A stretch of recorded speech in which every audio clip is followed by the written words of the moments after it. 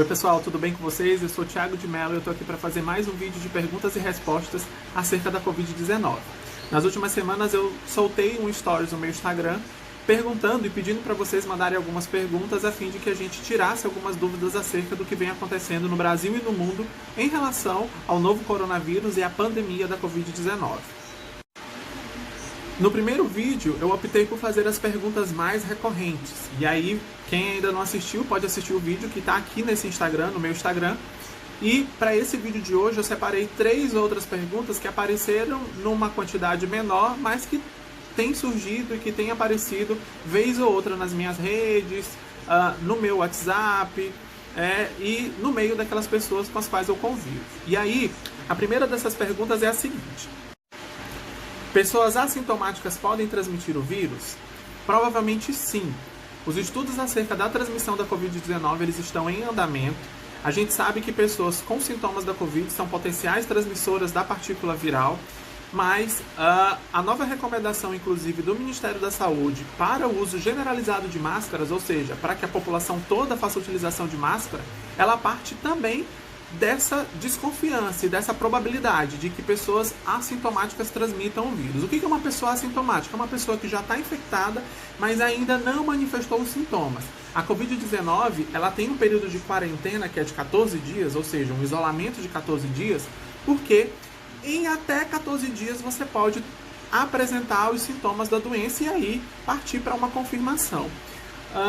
É muito improvável que depois de 14 dias você manifeste qualquer sintoma, porque a gente não tem ainda, não viu nenhum registro de alguém que tenha se exposto à partícula e depois desse período todo tenha manifestado algum sintoma. O que a gente tem visto na maioria das vezes e o que a literatura registra é que os sintomas eles aparecem entre o 5º e o 11º dia. Por isso estende-se aí mais uns 3 dias e aí faz uma quarentena de 14 dias e aí, teoricamente, se você não apresentar sintoma nenhum, você está livre de infecção ou livre da Covid-19. Não apresentou sintoma, aparentemente você não sofreu infecção por meio da partícula. Mas é importante que a gente estabeleça, se você se expôs de alguma maneira, é importante que a gente obedeça esse período de quarentena, porque sim, se você se expôs e foi infectado, você pode ser um agente de transmissão da Covid-19, mesmo não apresentando sintoma nenhum.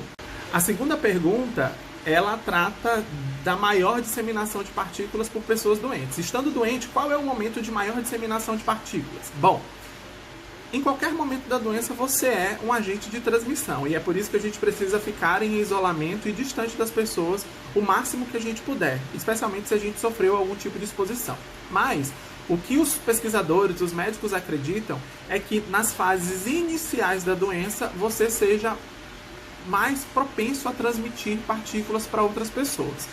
Pensando um pouquinho na forma como a doença evolui no corpo da gente, o vírus ele normalmente se instala nas vias aéreas superiores, nas vias respiratórias superiores, então nariz e garganta, gerando na gente aquele desconforto, aquela irritação na garganta e muitas vezes tosse. E em seguida a doença ela vai evoluindo para os brônquios e chega até os pulmões. Se a gente pensar que quando o vírus está dentro do pulmão, ele está mais protegido, ou seja, ele tem mais dificuldade de sair, pode ser, vamos colocar assim, pode ser que quando a doença chega nesse estágio avançado, a disseminação de partículas seja menor. Existem já alguns estudos que fazem indício disso, mas é como eu falei, a gente vai precisar estudar um pouco mais para entender em que fase essa transmissão de partículas ela é maior ou menor. A terceira pergunta que eu separei pra gente aqui foi com relação à epidemia propriamente dita. E aí, nessa pergunta, algumas pessoas me mandaram o seguinte: o que significa chegar, professor, ao pico da epidemia? Quando a gente pensa em epidemia, em pico de epidemia, a gente está falando de um modelo matemático estatístico de previsão do avanço da doença no Brasil, numa região ou no continente, até mesmo no mundo inteiro. No caso aqui do nosso país, a gente acredita que o pico da epidemia ele vai acontecer no final do mês de abril, início do mês de maio. Isso significa dizer que a gente provavelmente naquele momento vai chegar no ápice do número de casos de pessoas infectadas e, por consequência, de pessoas que vão vir a óbito. É por isso que a gente tem arrochado, pedido mais ainda que as pessoas fiquem em casa. O governo do Maranhão, por exemplo, proibiu todas as viagens intermunicipais no período da Páscoa.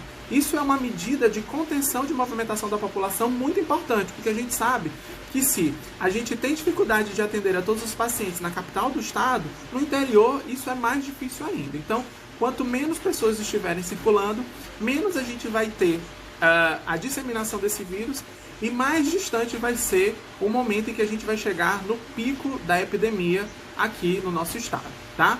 Então, eu espero que esse vídeo tenha sido claro para vocês e a gente volta num outro momento trazendo mais informações acerca da Covid-19. Até mais!